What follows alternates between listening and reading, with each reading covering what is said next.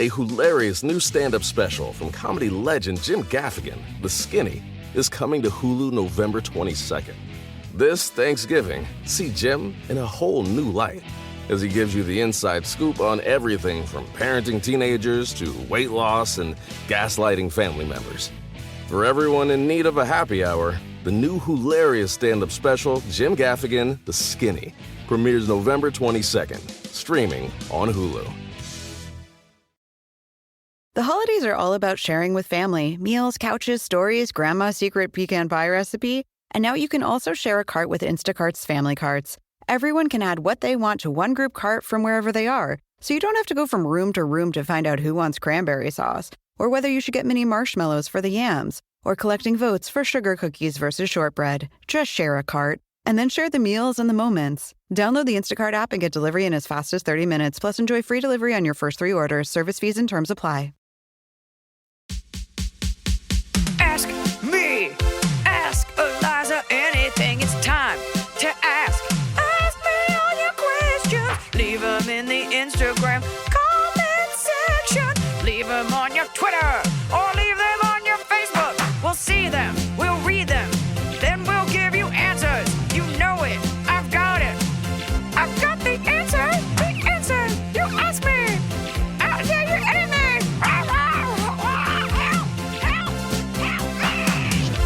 When was the last time we did this? I want to say it was pre-COVID, so it's at least 2, maybe 3 years that I... Barbara, my stepmom's in the other room, and she wants you guys to know it was...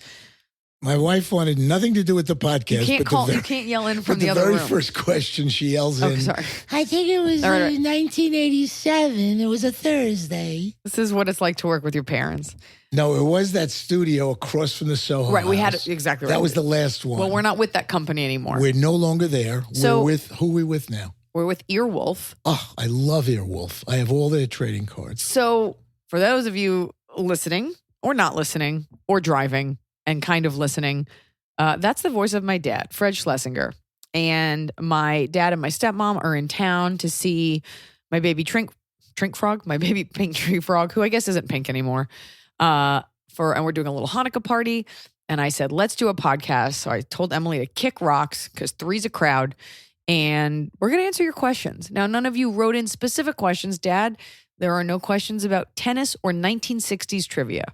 Okay? Or mafia films. It's a lot of wedding questions and breakups. I was married 3 times. I'm an expert on it. Not mafia films, Goodfellas specifically. No, but I like mafia films. Okay. Like, what was the Once Upon a Time in America, which is a story about a Jewish mafia. Very interesting. Robert De Niro. Happy Hanukkah for all of you listening. Yes. People don't realize that there's Jews and then there's like the tough Jews. Like the mafia Jews, and every family has like a scraggly branch, like Ben's in that scraggly branch of like tough Jews. Do you know the percentage of Jews in the Russian mafia? Do you have any idea what percentage there is of tough Jews in the Russian mafia? It would be so weird if I knew that. I think 0. I feel like it's super Catholic. I was hoping you knew because I have no idea. I feel like it's like super Russian Orthodox. Right. There were 4. But folks, Murray. You've got questions. We've got answers. Chaim Putek. Who was the gun mall. So here we go. Anonymous. Hi, ladies. Dad, you're a lady. Okay. Love the podcast. My question for Iliza is, I'm Catholic, but I don't practice. My husband is half Jewish. I was wondering if you think it's cultural appropriation. I can tell you this right now. The answer is no, but I'm gonna let you read the question anyway. So why'd you give me a microphone? I could just feel it. I'm telling her. Cultural appropriation that I, as a non-Jewish person, would like to teach my daughter about some of the Jewish traditions. I'm doing a Hanukkah get-together with other half-Jewish couples that have a little girl the same age. Our daughter's 3 years old, and she understands the traditions. My husband loved this idea, but it's really on me to organize most of it. I sincerely want my daughter to feel proud of her Jewish heritage. Why? None of us do. And we're not raising her under any of our religions. We will let her choose later. She's not going to choose Judaism. I want to make sure I'm not stepping on a territory that's not mine. Love talking to you at the book signing in New York in October. Can't wait to see you in Miami in March. Okay, so if you're really serious about giving your daughter, she's 3? She said 3 years old, I think. if you're really serious about giving your 3-year-old daughter a Jewish understanding, a Jewish education, some Jewish pride, so as she grows up, she can make an intelligent choice, then I would say the 3 of you take some Jewish education classes at a Reformed synagogue and learn about the plight of the Jews, learn about the meaning behind the holidays of the high holy days, of Passover, even Tisha B'Av, which is a remembrance, and certainly Hanukkah, because most people over the last 50 years, first of all, Hanukkah is a relatively new holiday. It's less than 100 years old as holidays and go. It definitely did not originally take place around the same time as Christ's birthday, Correct. which also was not in December. Correct. The Jewish merchants made it around Christmas, so they would capitalize on the wholesale revenue. All right. Okay, all right. But there's such a beautiful story behind why we celebrate Hanukkah and the Festival of Lights and the miracle, just like there is behind Passover. So as a father figure to your family, I would urge you. No, that's a woman. This is a woman. Who's married. She's not the father figure. No, I said me being a father figure to her. Well, she can't relate to that. Why not? You're not a father figure to her. I could be. But go find a Reform synagogue close to you and take some classes with your 3-year-old daughter, and then let her decide as she gets older. Her question was, is it cultural appropriation? Let me just say this. We are all way too sensitive. Oh, my Cultural God. appropriation has nothing to do with it. You're simply, to a 3-year-old, trying to explain a couple of things. You want to have a Hanukkah party. Nobody would ever get mad. Anybody, and if you are, then they're completely wrong about you in a respectful way exposing someone to something. And the fact that she said, my husband is what, a quarter Jewish? It's 1/8 just the hair. From the knees down? Yeah. What the hell is that? How Jewish do you have to be a quarter Jewish? You're either Jewish or you're not. It's like saying He's half. Half Jewish. Got to be the mom, otherwise it doesn't. But okay, so if the mother was Jewish, if his mother was Jewish, that's great. If the father was Jewish and the mother wasn't, then in certain sects of Judaism, he wouldn't be considered Jewish. But all they're that wrong. doesn't matter. It doesn't matter. It doesn't matter. It's what you want for your daughter That's it. as a parent. That's it. It's what you want. And she's only 3. And so it's just exposing it. But don't worry about appropriation. And honestly, because I don't always know that Judaism is the most welcoming religion, find people who are warm about it and do it your way. You can water it down. She's 3. You know, that she doesn't have to fully understand the mysticism of it. So the answer is you're not going to get canceled. And anybody who doesn't welcome you, Fuck them. fuck them. That's Yiddish. You say Yiddish for fuck them is feh. Anonymous. My girlfriend and I have been recently talking about engagement rings that we want for the near future. She has said that she wants a princess or emerald cut diamond. I have inherited a ring from my grandma that passed a few years ago, and it is a round diamond. I was always planning to use the diamond to add it to a different band with other little diamonds around it to glam it up. It's a nice sized diamond. Should I still use the diamond even though it's not the shape she says she wants? Or should I just give her a new ring when the time comes? I think, And we think it's a woman. yeah. Not that it matters. I think shapes in a diamond ring are very, very overrated. And I think diamonds are overrated. diamonds are overrated. And if it were me, if I had to do it all over again, and believe me, I've been through 3 diamond rings in my life. So you have done it over again. Yeah, I did it over again. It would be to get like a 5-6 carat mother zirconium for the woman and ask her what shape she wants, and it'll cost you a fraction of the money, and it's still going to do the same thing. It still has the same symbolism. It's not about it being a real diamond that it was mined in South Africa. Fuck that. It's the thought that counts, and get her a big diamond, and nobody knows the difference. Not only that, I'm just In a wondering. I would spend the money on the setting, because that's a real piece of jewelry. The diamond isn't jewelry. The setting is stunning. And I would go out and shop and have a gorgeous setting custom made with possibly real diamond baguettes or crowns. Because things also, like that. what if you could say, like, what if, I mean, I understand it's like an heirloom, it's your grandma's ring. Yeah.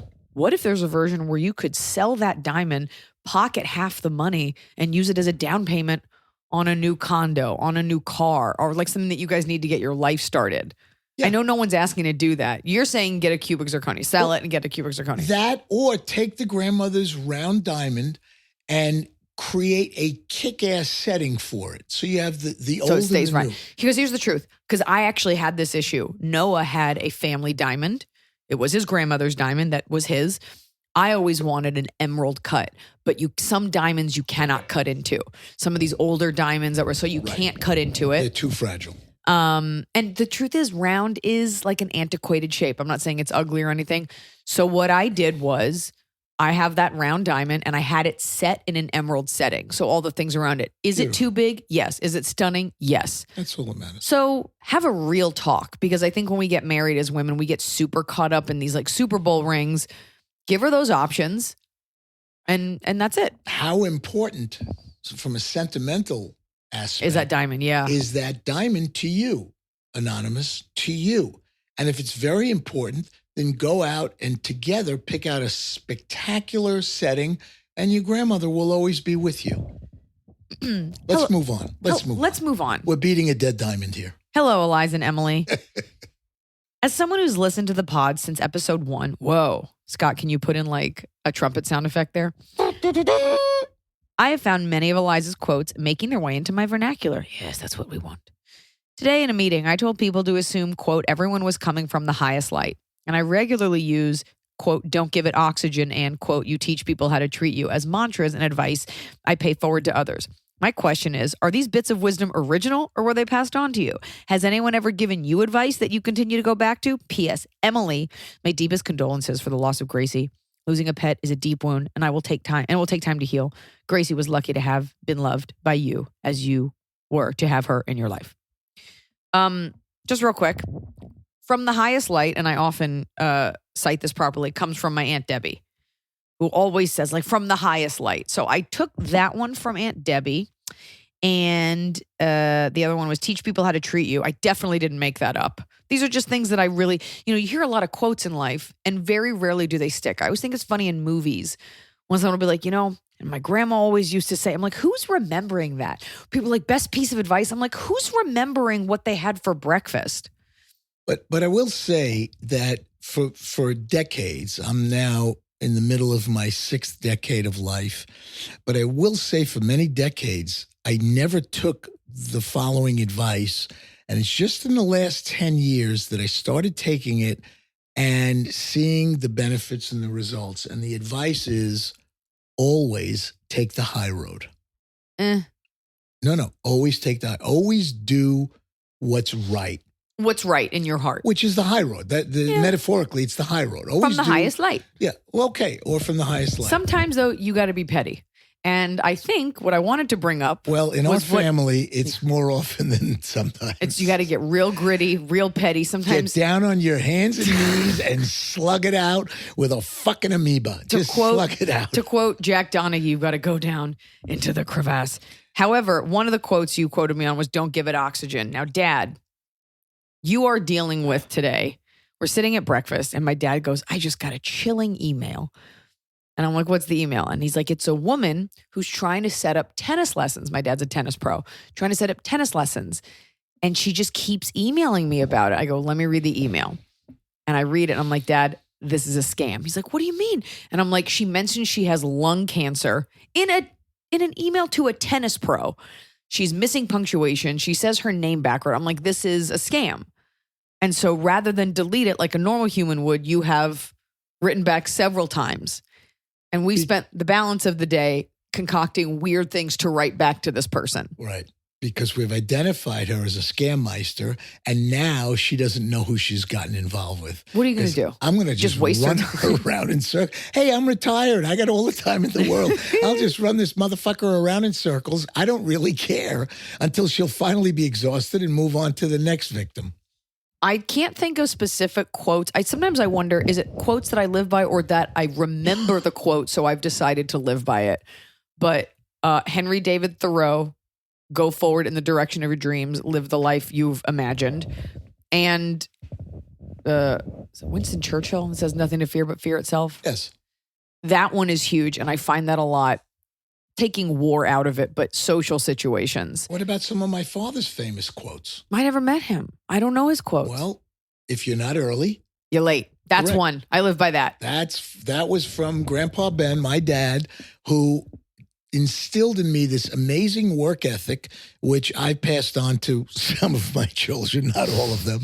Iliza certainly being one of them. And he used to say to me, if you're not early, you're late. Your 9 o'clock can't be the other person's 9 o'clock. So be there at 8:45 and always be prepared, always be ready, and always be early. And, I'm always early. And I've lived by that and benefited by that quote, by that philosophy of not only business, but life.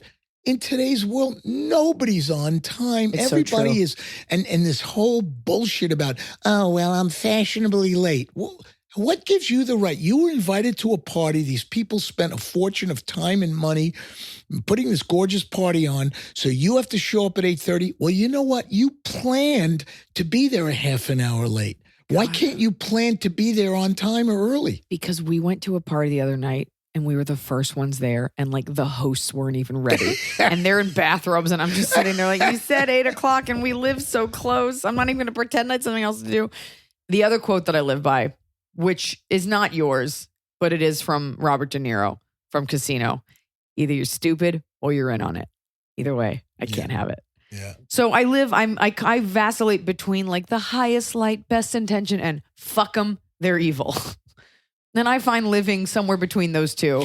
I find most people are Stupid. more stupid than evil. Yeah, I I don't completely think there's agree. there's a very small percentage of evil people. I think a lot of people are scared and hurt. But a huge percentage of ignorant people. And when I say ignorant, they just don't know. And my famous word, you could ask my wife, particularly when we're driving, people in general are oblivious to other people. They just have no idea. They're so egocentric, particularly when they're driving.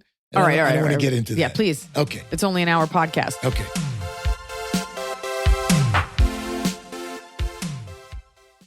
Fall has fallen, winter is on its way, the days are shorter. But just because, well, they feel shorter. And just because the days feel shorter doesn't mean your to-do list gets any shorter. You still have to power through your busy days. And a great way to do that is with nutritious food from Factor's no prep, no mess meals. At the end of a short day in the fall or the winter, the last thing you want to do is have to cook. Factor has got you covered from breakfast, snacks, dinner, anything in between. Factor has easy, nutritious options to keep you fueled, like their chicken Florentine with spinach and garlic chili cauliflower. You bet. That's what I want to make myself at the end of a day where I am exhausted and my husband isn't home. Whether you like routine or you enjoy mixing things up, Factor has you covered with 35 different delicious meals every week and over 60 additional convenience options you can add on, like keto cookies, pressed juices, and smoothies. And because Factor meals are chef prepared and dietitian approved, you're going to love not only Factor's meals taste, but also how they support your goals, even if your goal was just making yourself dinner. Head to factormeals.com/Iliza50 and use code Iliza50 to get 50% off your first box and 20% off your next month. That's code Iliza50 at factormeals.com/Iliza50 to get 50% off your first box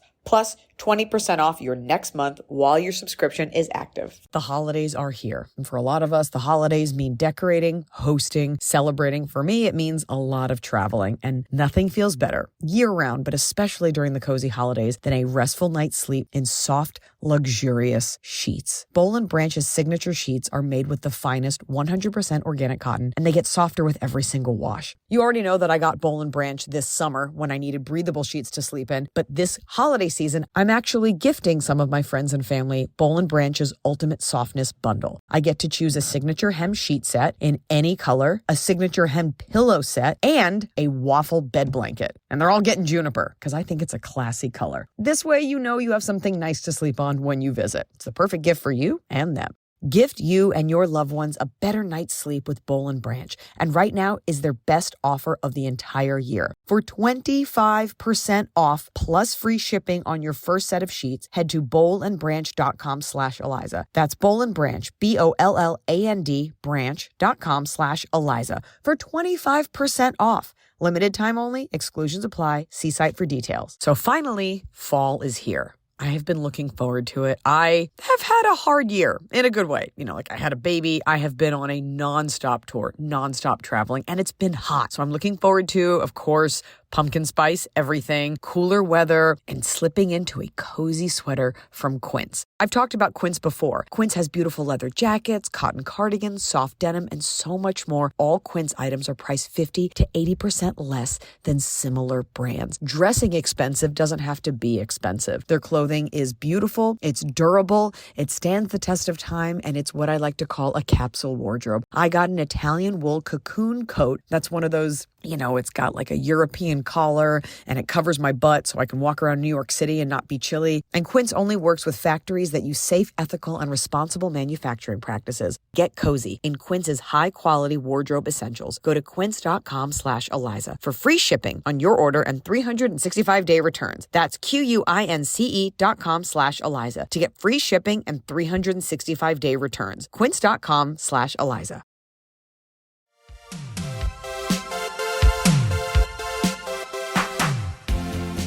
This one's called Hot Take. Hot Takes. Here we go. Anonymous, I have a male work friend who I walk with almost every day and hang out with at work when I have downtime. He knows I am married and I'm serious rule follower for marriage and male friendships. I do not have feelings at all for this person. He gifted me a new Apple Watch. I accepted it because he would not take it back. Do I need to step away from this friendship or keep it and move on? Hot take. Okay, so the fact that you said male worker, immediately I saw that there's something going on. As soon as you depicted him as a male worker, you didn't say I have a worker that I walk with. Okay, what I would do is tell the male worker friend of yours, you know what, I'm going to discuss this with my husband, and if it's okay with him, then I'll accept your gift. But if it's not okay with my husband, I'm going to have to give it back to you. That's your hot take? Yeah. He won't take it back. It's ridiculous. You won't take it back. I put it on his desk and that's it. I can't accept this. I'm sorry. It's way too more expensive than a friendship gift. And I'm not getting pure feelings from you. So I cannot accept this unless my husband says it's okay. Unless you're really ugly and he's hot, in which case you know where you stand. Yeah. I think the husband thinks... But ugly women don't see themselves as ugly. That's the problem. Trust us, we do. I feel like if you say, I asked my husband, it puts too much power. Because what if the husband's like, yeah, keep it. It makes it, you have to have the agency. You have to not be okay with it, which you're not. And I think you've done nothing wrong. Look, we're at work, we're hanging out, but he's seeing an opening. Right. Something. Unless, what's her name?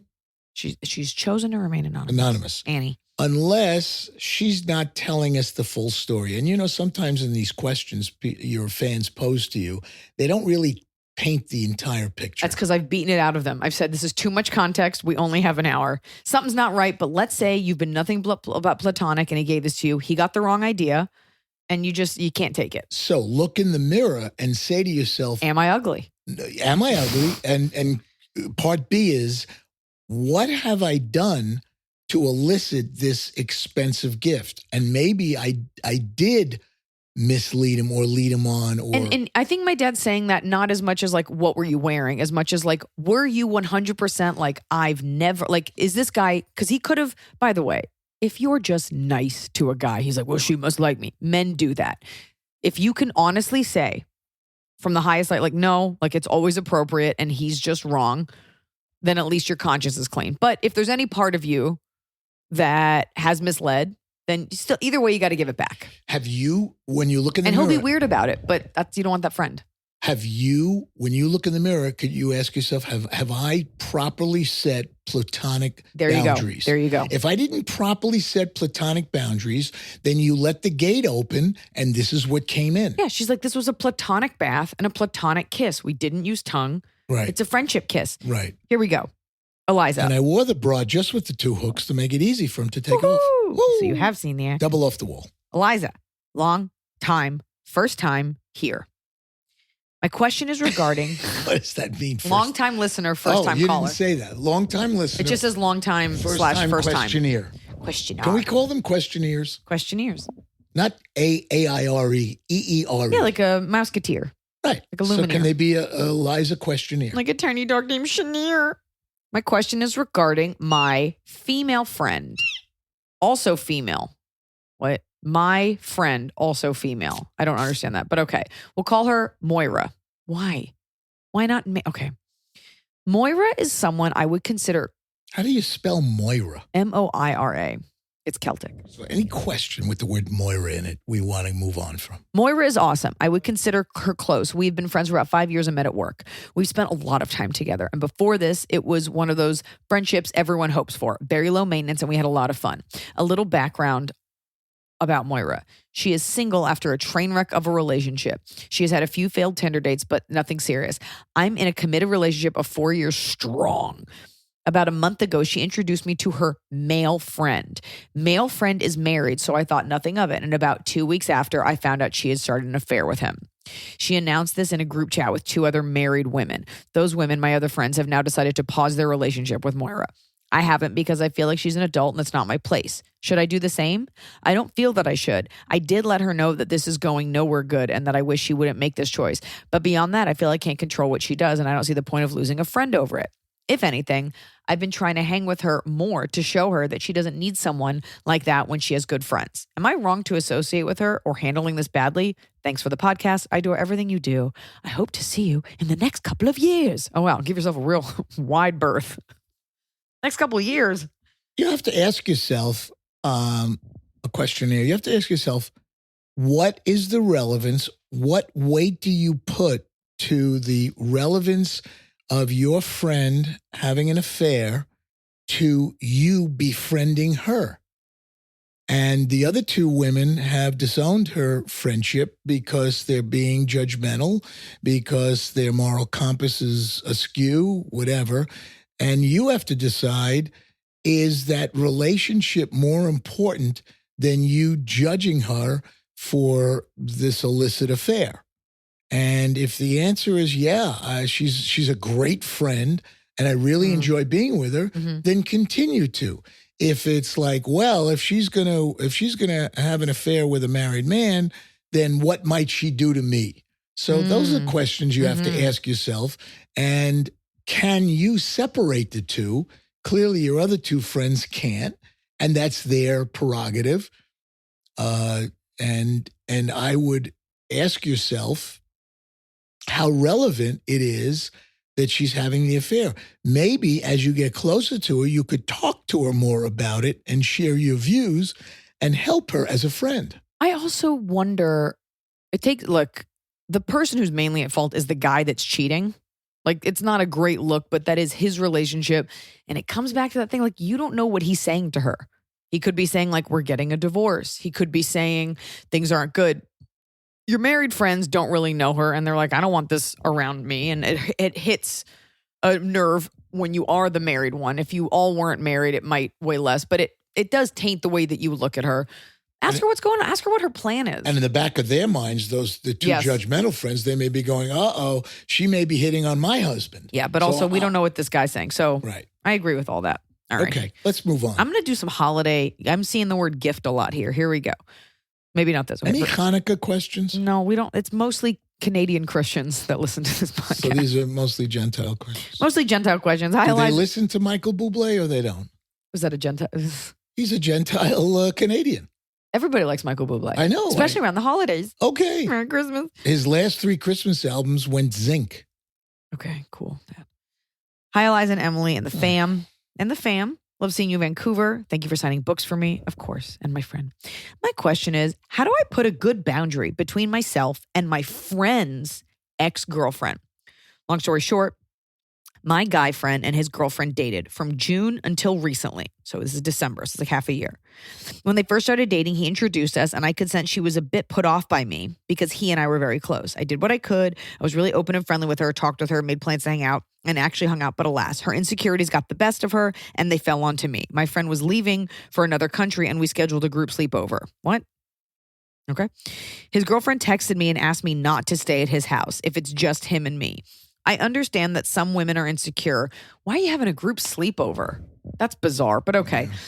She asked me not to stay there. I understand that some women are insecure about their partners. However, I am not one of these women. And this kind of thing used to happen to me a lot with other guy friends, to the point where we would just leave friendships with them.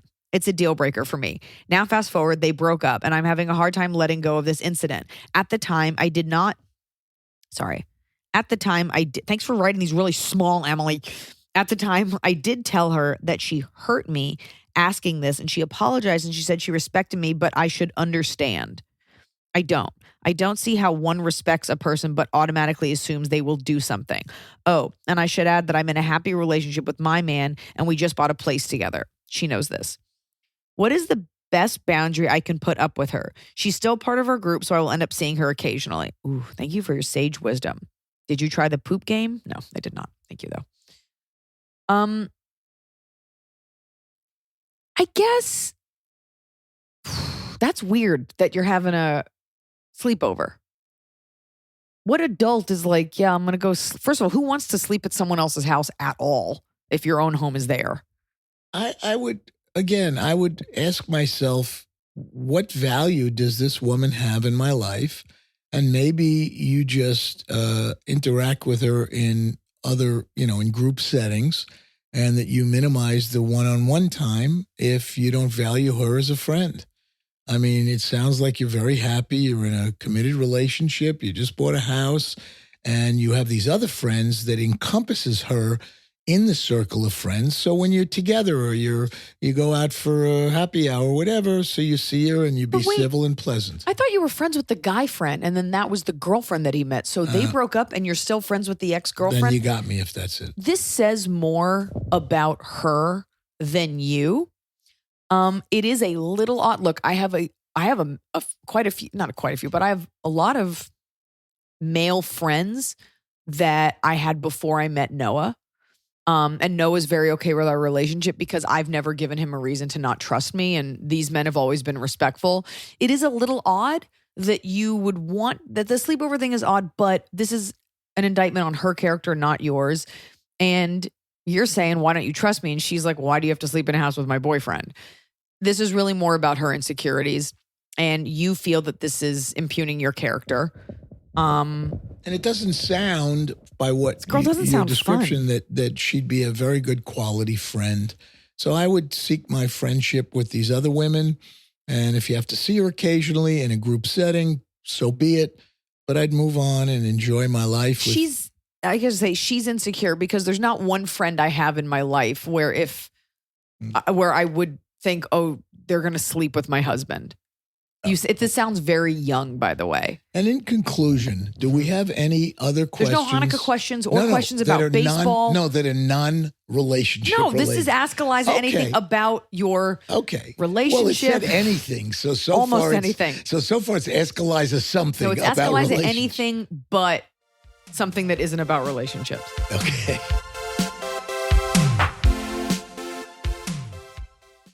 A hilarious new stand-up special from comedy legend Jim Gaffigan, The Skinny, is coming to Hulu November 22nd. This Thanksgiving, see Jim in a whole new light as he gives you the inside scoop on everything from parenting teenagers to weight loss and gaslighting family members. For everyone in need of a happy hour, the new hilarious stand-up special, Jim Gaffigan, The Skinny, premieres November 22nd, streaming on Hulu. Everybody sleeps, but no two people sleep alike. At Coop Sleep Goods, we celebrate the way you sleep differently. We believe everyone deserves a great night's sleep with their own pillow, and the adjustable, customizable Coop pillow makes it easy. Whether you're a side sleeper, back sleeper, or even a starfish, we've got the perfect pillow for you. Crafted with our innovative memory foam and microfiber fill, our hypoallergenic pillows adjust to you, not the other way around. Just tailor the fill for the perfect fit. Add some in, take some out, until your pillow's just right for you. See why luxury hotels and spas worldwide feature Coop Sleep Goods and why we have tens of thousands of 5-star reviews. With our 100-night risk-free trial, you've got nothing to lose, except those sleepless nights. Get up to 50% off selected items during our Black Friday Cyber Monday sale when you visit coopsleepgoods.com/comedy. That's COOP sleepgoods.com/comedy.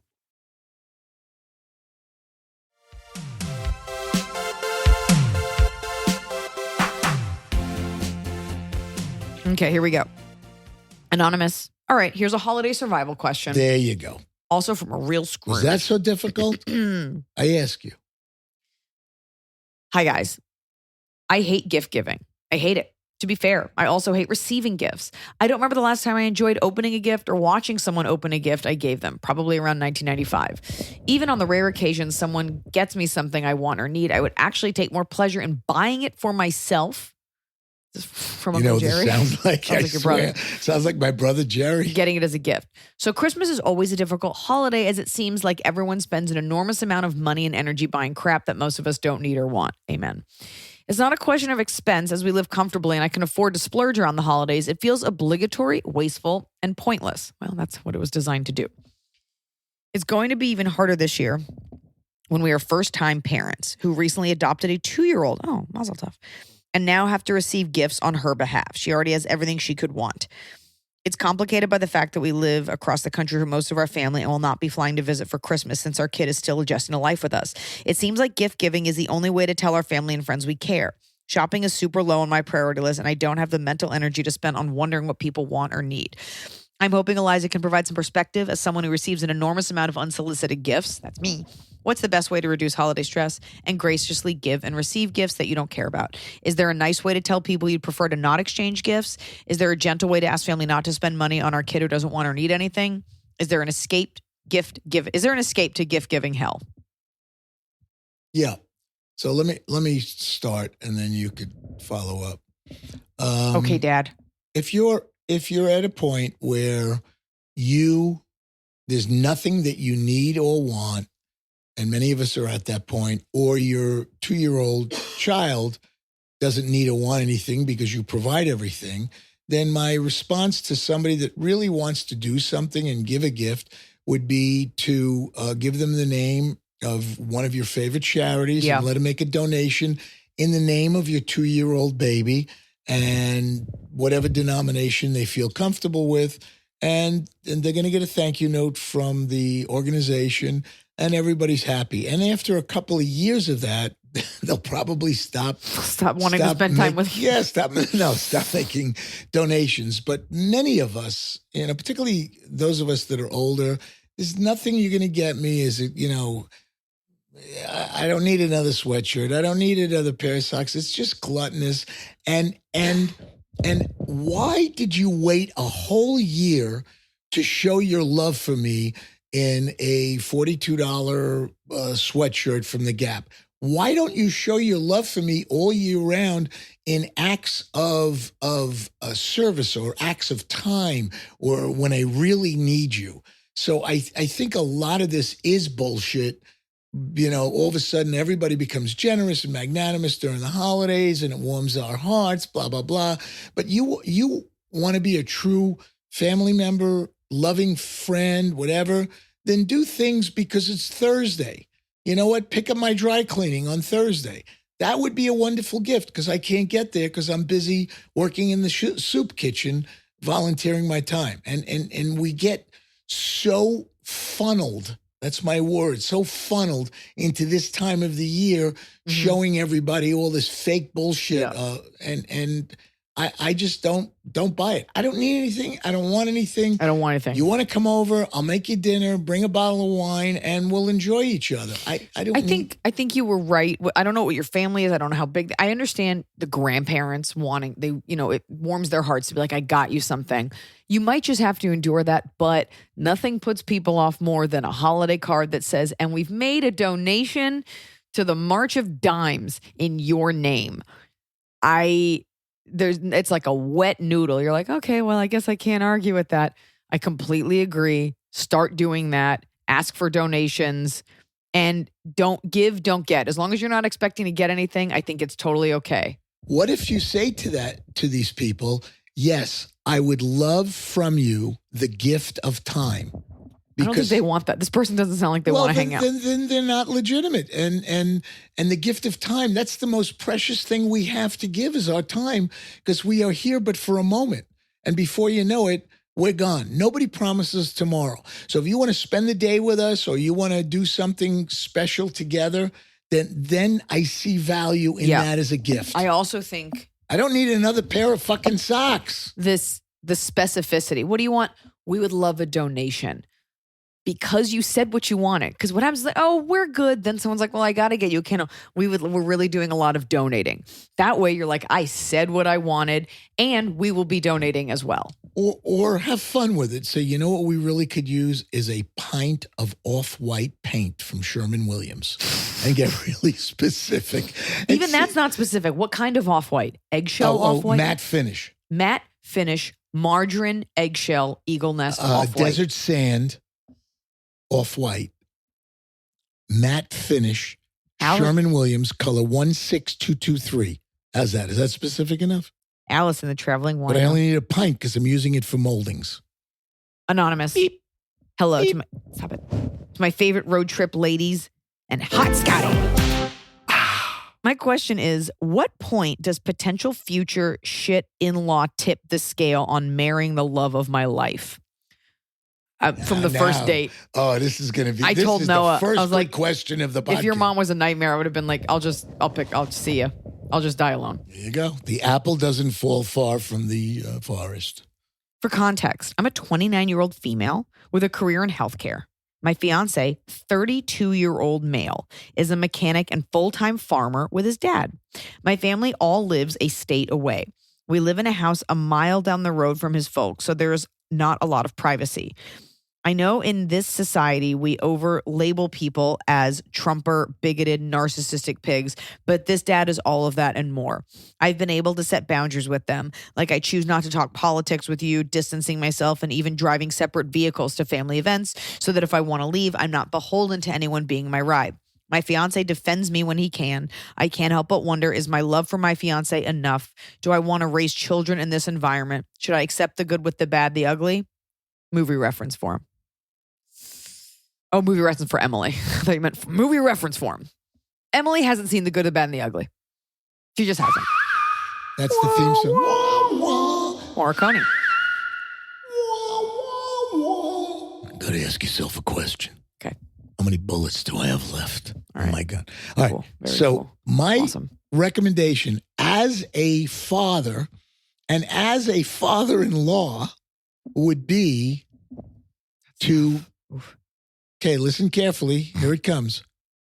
Run from that family. I can't, because you are stuck with this family for the rest of their lives, not your lives, their lives, until the father-in-law drops dead. Definitely not vaccinated, so probably won't be long. But aside from him being bigoted and racist and this and that, okay, all right. And you probably have a high tolerance, but if it's so egregious and so upsetting to you that every time you're with him, you break out in hives, then find another guy, find another family, because you are stuck with this horrible situation. And that's not what getting married is all about. And the old adage of the apple doesn't fall far from the tree, how much of that poison has been infused into your fiance? Yeah. So, one word response. Run! Hi, Liza and Emily. I'm a 38-year-old female, and my mom and I have always had an on-off relationship. I was raised by my dad, and growing up, I really only saw my mom on weekends and sometimes holidays. As I've gotten older, we've grown closer, but she will often stop speaking to me for months, in some cases years at a time, when I act in a way that she thinks is defiant or disrespectful. Example, I asked her to stay at a hotel instead of my small apartment for my college graduation, and she was so offended she canceled the trip. Didn't attend my graduation, and we didn't speak for over a year. Her anger has strained or ruined almost every relationship she's had, so I know I'm not alone, but I'm her only child, and I feel a sense of obligation. My problem is, back in June, my wife and I were buying our first house, and my mom was offended when we did not consult her before putting in an offer. We did include her on the first offer we made, but we didn't get that house and had to act fast with the second. When our offer was accepted, she was the first person I called to tell, but she was upset that we didn't run the listing by her, pointed out everything that was wrong with it, and didn't speak to me for 3 weeks that we were in escrow. To be clear, there's nothing wrong with the house. It was move-in ready, and it's great in a Seattle neighborhood in our budget, and just needed some basic remodeling. About a week after closing, my stepdad reached out to let me know that my mom was feeling much better about our new house because she looked up our real estate agent, called her behind our backs. I think we have the same mother. And was put at ease by whatever was told to her. Our agent failed to mention this to us, so there goes that relationship. I've been furious about this ever since. I told her that I knew what she did and that I was upset she didn't just come to me, and she tried to justify it by saying she acted out of love for me. But when I asked her to respect me and my boundaries, she stopped responding to my texts altogether. That was back in June, and I haven't spoken to her since. She had already bought tickets to spend her 60th birthday in Seattle with us before this happened. But the week before her birthday, my stepdad let me know that they would be going to Martha's Vineyard instead. I think I'm done trying to have a relationship with her, but a part of me feels like I'm overreacting because she's my mom and I suffer chronic Jewish guilt. Am I being dramatic? Are some parents just this insensitive? Am I the asshole? I love her, but I'm tired of feeling like a light switch or having my boundaries violated when her feelings or ego are bruised. Any advice? Thank you for being my favorite thing about Wednesdays. Hot forever is fire. I recommend that you go on Amazon and buy the new book that just came out, Living with Contemporary Narcissism. Oh, I thought you were going to say, All Things Aside for a laugh. Well, my book. I was going to do that at the end, but this is serious advice. It's Living with Contemporary Narcissism. The author's name is I Am Great. And I strongly recommend you buy that book, read it, and then step back and decide whether or not you want to continue a relationship with your incredibly egocentric, narcissistic mother. Is that a book? Living with Contemporary Narcissism by I Am Great. I know, but I Am Great. That's a joke. It's a pen name. Is it real? Is this a real thing? No.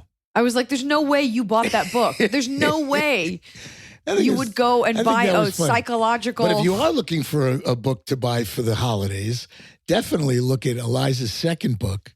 Yeah, it sounds like I don't really have a lot of experience with like clinical diagnoses, but it does sound manipulative and narcissistic and beyond unfair. I could see my mom being upset because I didn't consult her and it is out of love, but then to stop speaking, that's not out of love. That's control. That's all control. about control. And so that's rough. I get the nostalgia part of her being your mother, her being your birth mother, but then you have to weigh that with the rest of your life. And you're in your 30s. Where was she? I think she said she's 38. Yeah. The questionnaire said she's 38. Let's say the mother's 60. So you got to figure that this woman's going to be in your life for a good, assuming she's healthy and she's not an alcoholic, another 20, 25 years. 67 years. Yeah, and you got to say, do you want this cancer in your life eating away at you and upsetting you for the rest of your life, or just having a powwow and say, look, I can't do this anymore. I love you, but I can't live with you. Yeah, you have to figure out how do you remove your emotion for it, knowing she's going to be this petulant. And how much more it's exacerbated when the two of you have kids. Yeah. How much more she's going to try to inflict her egotistical wrath on your children, on her grandchildren. To the parable of the scorpion and the frog. Do Clearly. You know it? Clearly. You know it? You don't know it. That's why you're saying clearly. No, but it's just the scorpion says to the frog, I'll give you a ride across the pond. Hop on my back. Right. And the frog says, no, you're going to sting me. And the scorpion says, I promise I won't. And the frog says, okay, I trust you. And he gets on his back. And the scorpion, who I guess can swim in this scenario, swims a frog who can't swim across the pond. And just as he gets off, the scorpion stings the frog. And just as the frog is dying, he says, why did you sting me? And the scorpion said, it's in my nature. So it's not your mom's fault that she is this. Don't edit that out, Scott. That's a good frog. It's not that it's not her fault, but this is how your mom is. So you're the dummy at this point if you don't fully accept it and just make your decisions based on that. You're being made into your mother's victim, and you have to decide if you want to live your life as a victim for the rest of her life. Let's move on to our next question. So, you guys called us goddesses. Thank you. She called us a goddess. Hello, goddesses. And what's the female version of goddess? God. No. I feel like it's something. Of course it is. You never hear it. It's always goddesses. God. Yeah, I'm joking. Evil narcissistic monster. So I am a 48-year-old white heterosexual female going through a tough divorce. My 53-year-old soon-to-be ex-husband cheated on me with a 25-year-old ex-sex worker who he got pregnant. Say that 3 times fast. Ex-sex worker. XXCX, Charlie XCX worker. All right, so she was half of his age, and he fooled around with this woman who's whatever, stripper, hooker, or whatever. Okay, let's keep going. He still calls me weekly, wanting sex while his girlfriend is at work. That's fucked up. Which is the same place I work, just a different shift. Oh, so she's a sex worker, but she's no. current. I think she's an ex-sex worker, so they both might work in the same. The wife is a sex worker. No, the 25-year-old is an ex-sex worker. I think she's just saying it for color. It almost doesn't matter. Maybe he was seeing her as a prostitute. I don't know. The point is they work somewhere else, non-sexual now. Maybe, let's say they work at Macy's. But where does the wife work? The wife work. We'll say Macy's. So the wife she's works, a hooker too. No. What? The woman that the husband slept with, is an ex-sex worker. I get that, but what about does the wife? not currently do sex work. Okay. So she got a job at Sephora. But she used to. Yes, but not now. And the wife that we're talking that's writing in works at Macy's also. They both got jobs at Macy's. I see. Okay. In the lingerie department. He still calls me weekly wanting sex while his girlfriend is at work, which is the same place I work, just a different shift. I work there first. Our sex life has always been and is still amazing. I have needs, and since we are still married, I feel like, why shouldn't I? Any advice? Thank you for cracking me up constantly. Ex-wife booty call. Yeah. You know what? Oof. You're going to get it. Exactly what you deserve. So you either go to the famous Russian proctologist, Dr. Kachikakov, or Jesus, or suffer the embarrassment and indignity of continuing to have sex with this guy that you're deflecting on one level of your life, but yet accepting on another level. What does that say to you about you? You need to have some self-respect. Oh my God, buy a mirror. Buy a mirror, for God's sakes. So you can masturbate in front of it? What do you mean buy a mirror? No. Oh. Ask yourselves these difficult questions. Yeah. You're at a crossroads at 48. Literally at a crossroads. You got to decide, how do you want to live the rest of your life? Whether it's with him in this fucked up relationship or wipe the slate clean and find a new man. I understand. Maybe you have like a sexual addiction. I understand if there's chemistry, but this man has wrecked your self-esteem. And if you were okay with all this, you would not be getting a divorce. Right. Why are you getting a divorce? Why are you? That's the question of the ages. Seriously. Ask yourself in the mirror. Why are you bothering to get a divorce if you're okay with all this? Sounds like it's a perfect symbiotic relationship. And don't think you're like, well, I'm going to show him what he's missing. Men don't think like that. That's so gross.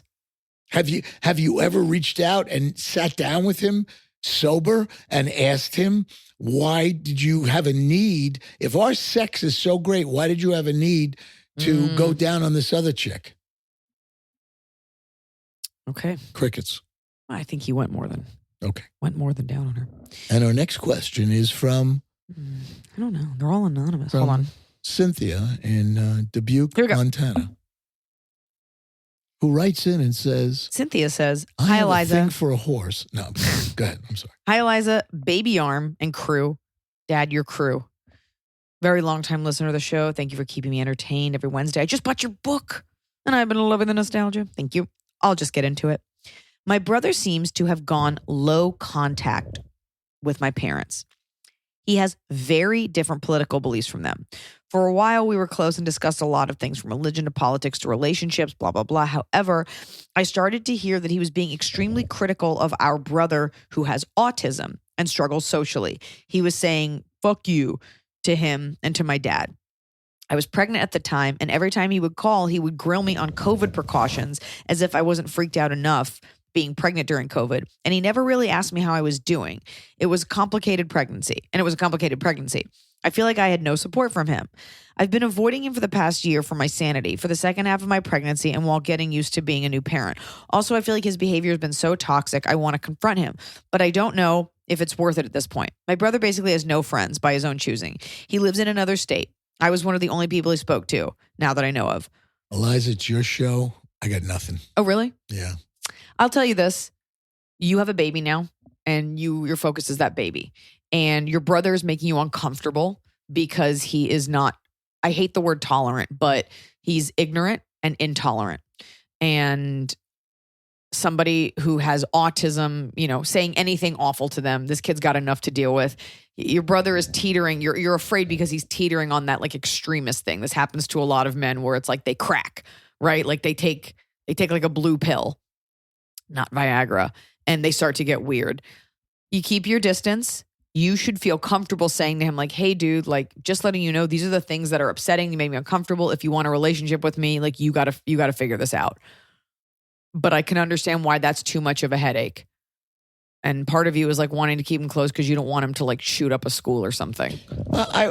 I concur with what Iliza's saying, and what I would do is give him the 3-strike rule. I would talk to him 3 separate times about this and explain to him your feelings. And after the 3rd time, if you get no proper response from this insensitive, ignorant buffoon of a brother, then just cut him off. Yeah, and that's fine. it. And you'll never give know. him 3 strikes, right? And he's too stupid or he's too self-centered to even know that you cut him off. To act that way to an autistic person is just, it's disgusting. Cruel. It's like knocking the crutch out from a disabled person walking. I mean, it's just disgusting. Yeah, let's move on. I'm getting Okay. so upset during the holiday season right now. I'm going to ask one more question. And then a lot of people have sent us this reel from Kashi.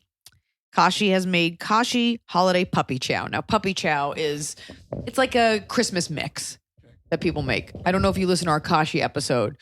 A couple years ago, I treated myself to a bowl of what I thought would be a healthy cereal. Oh, I remember that. Kashi Yes, I Go. do that. I That had was 2 bowls. pre-pandemic. Yes, it was. I Yeah. had 2 bowls because I often just house cereal, and I almost had to go to the hospital because I thought my butthole was Right. going to You explode. were shitting for a month. I So now remember that. Kashi is doing holiday puppy chow. I guess the idea being make a festive, grabbable snack to just wreck the buttholes of your loved ones Oh this my holiday God. season. Oh my God. I don't know if there's a difference between Kashi and their Golden Crunch, or it's always Golden Crunch, but for the love of God, for the love of your sweet baby Jesus, please do not put out Kashi in any form at your holiday party. You may as well put X-Lax in your rum punch. It's like eating diarrhea-infested cardboard. What? Ew, It's Dad. horrible. I know. Anonymous. Talk about Pacific Rim. Iliza, who was talking about Pacific Rim? 1 or Nobody. 2? That's why I brought Number it 2. up. Pacific Rim, number 2. My fiance and I saw you in Orlando right before the world shut down. Then I saw you again in St. Augustine. Oldest city in America, by the way. See you in Florida. Here's the situation. I'm a 31-year-old straight white female. I'm getting married in 24 days to my wonderful fiance. We met when I moved across the country from all of my family, so his family quickly became my support system. His extended family is extremely close. His cousins are more like his brothers, best friends, and we hang out with them. His cousins are a lot more conservative than I am, which is fine. I just don't bring up topics like those topics because I know neither of us will change each other's minds. One of his cousins, who's also a groomsman, however, is the type of guy who loves to be right, the center of attention, and who makes people feel uncomfortable. He used to always make really disgusting comments, and I would walk away or ignore them, except on 1 or 2 occasions where I had a martini or 2, and my loose lips got the best of me.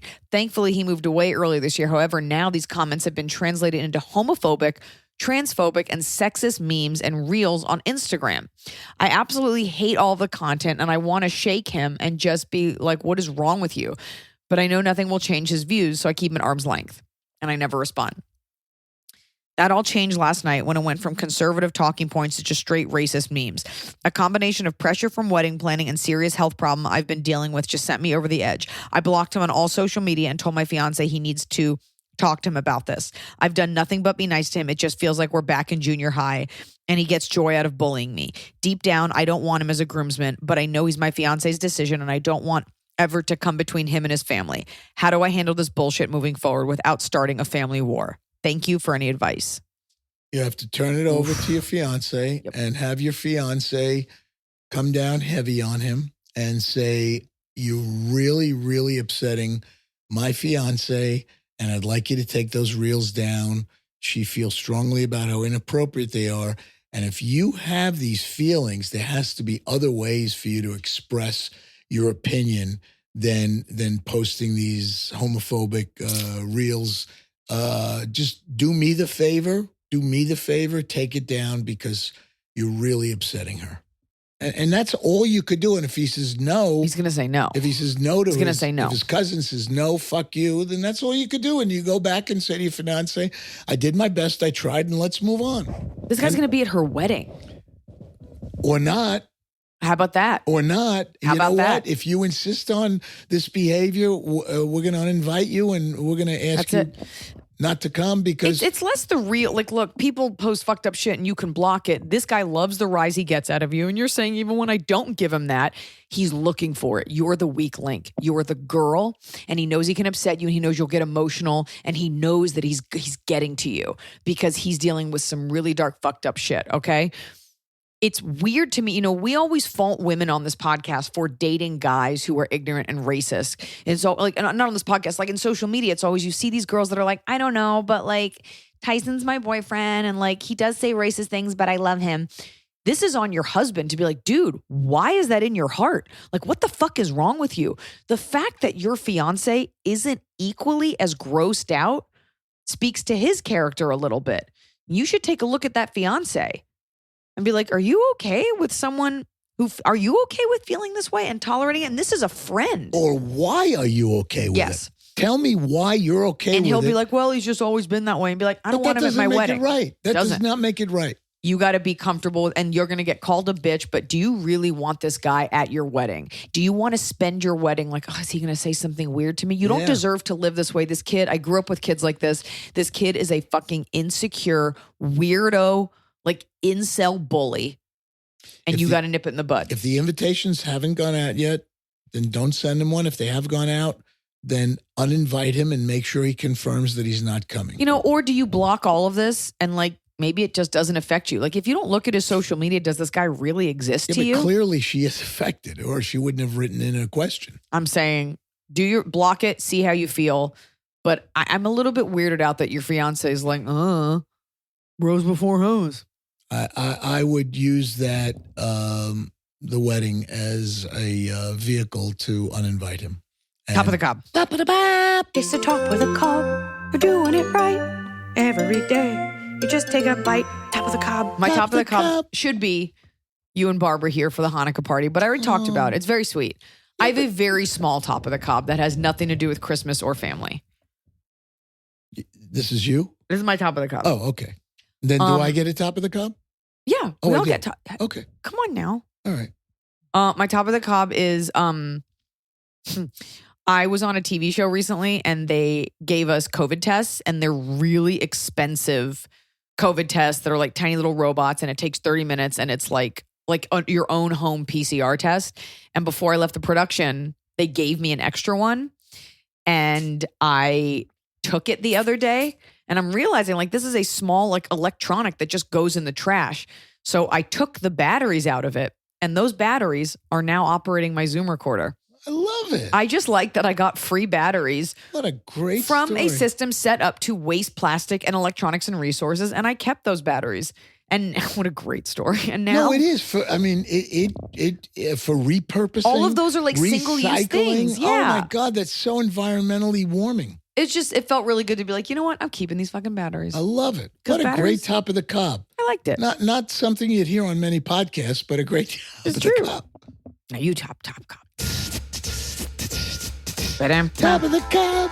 Top of the cob.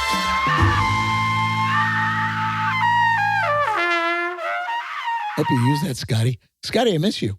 It's been about 3 years. Oh, yeah. Not Scotty. What's your top of the cob?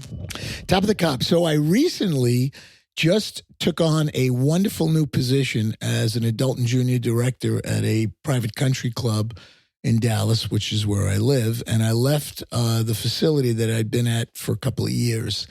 And my top of the cob, when I told everybody that I work with, giving them private lessons and private drills, when I told them I was leaving and where I was going, the outpour of loyalty and the outpour of appreciation of everything that I brought to them, to their tennis game and to their lives with the relationships that we've built was incredibly moving to me, heartwarming.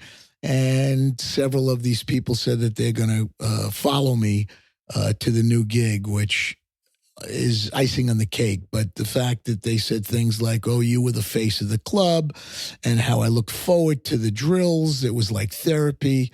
It really made me feel that my hard work and my commitment to my clients was appreciated. And at the end of the day, we all want to be appreciated. I love that. I love you. I love you. And So don't you forget it. my top of the cob, I'm changing mine. You just know. I'm changing mine. You can't recob. I'm going to recob. You're recobbing? Yeah. Well, can I recob then? No, because my cob is based off your cob. Oh, okay. All right. So my initial cob was about how I took the batteries out of an expensive COVID test and repurposed them for my Zoom recorder, and the batteries from that COVID test are now powering this episode of the podcast. But my top of the cob, I forgot about this. My social media person, I never check Twitter because it's a tire fire, sent me a tweet from a woman named April Wolf, who I think is a writer, director. And it just said, I did an alt show last night at a record store in Glassell Park. And I love doing alternative shows, and I've done thousands of them over my career, and it's always nice. It's a different workout than a club. And she said, saw Iliza Shlesinger perform at a small thing at Permanent Records, and my God, she's like a fucking cannonball. Came in, quickly wrecked us, and then disappeared into the night. Never been hit that hard by a comic's energy. And I think she's like a new mom. Hope she gets naps. And it was just, especially from another girl, just to be like, wow, like that was so powerful. It just felt really nice. I didn't disappear into the night. I disappeared next door to buy a snack at the bodega, but I guess I did get out of there very quickly. So thank you for taking the time to write that, April. And I think what your cob and my cob have in common, Dad, is that it's always really nice when people take the time out of their lives to let you know you impacted them in a positive way. I mean, one of my clients emailed me $100 dinner gift certificate to what is one of our favorite. To Chili's, and you'll eat like a king. Denny's Grand Slam breakfast. No, to one of our favorite steakhouses, and $100. I mean, that's just. It's not nothing. No, it's a lot. That's a lot of cream corn. It means, it's a lot of creme brulee. Yeah, you have to order in advance. Bottom of the cob. It's the most wonderful time of the year. It really is, because you get steak. You get free steak. Yes. Bottom of the cob. Why don't you go first? Because there's a couple in my head and I need to formulate. And you're like, and I don't want to listen while I'm thinking. Bottom of the cob is I really enjoy smoked fish. I really enjoy tinned smoked fish. If you can get your hands on some Fishwife brand tinned smoked fish, it comes in trout, salmon, and tuna. I think they're absolutely scrumptious. But the bottom of the cob is, I think smoked fish makes me gassy. But I'm going to keep eating it. That's my bottom of the cob. Okay. Bottom of the cob. My bottom of the cob involves one of my lifelong plights, and that has to do with the acronym TIPS. We are so out of control in our society with the concept of tipping. Let me remind all of your listeners what the acronym TIPS means. It means to ensure prompt service. And way back post World War II in the 50s and 60s, people would slip somebody a $5 bill, a $2 bill, a $10 bill to ensure prompt service. And that has all morphed over the last 50, 60 years into these mindless millennials doing a bullshit, mediocre job in serving us food in restaurants and expecting, wait for it, a 30% 1% tip. Now, I know in California, they've incorporated tips into the menu. So there's a lot of restaurants in California that there's no tipping. But in Texas, what really pisses me off and is the real bottom of the cob is on the top sheet of what you have to sign when you give them your debit or credit card is the gross amount incorporating tax. So they want you to tip on tax, and they won't tell you that you're not tipping on $49.50, you're tipping on $51.50 because it's 8.25%. That is illegal, and that is wrong, and every restaurant does it. Plus, they start the tipping suggestions now at 18%, and they go up to 25 and 30%. A tip is absolutely based on what I want to give. It's discretionary. And I'm tipping based on the quality of service. And I'm sick and tired of it. I should be able to tip whatever I want to tip. And when I take out food, when I go to swipe, I'm tipping the guy for handing me the food. Where does it end? It's absolutely bullshit, this whole tipping concept, along with car valets, which I'll talk about as the bottom of my cob at the next podcast. Thank you for listening. Folks, by now you've had your Christmas. I hope it was lovely. I hope your Hanukkah was lovely. And guess what, baby? It's almost 2023. So give our podcast a like, subscribe, follow, write a review, only a nice one. And please come check me out this coming March in Florida. I'm coming to New Zealand, coming to Australia. Tickets at iliza.com/tour. And remember this, that as Iliza's dad, from the bottom of my heart, I want to thank you all for being such amazing, passionate, loving fans of Iliza as she has built this incredible career. I've met many of you at her live performances during the VIP lines, and it is just amazing to see the fan base that she's built, a loving fan base, and how you've lived through her life as a single woman, as a married woman, and now as a mom, and hopefully down the road as a grandmother. Yeah. If I'm still doing this podcast as a grandmother, yeah. Well, hopefully it's to a huge audience. But I love you all. Thank you all, and a very healthy, happy, and prosperous 2023. That was my dad.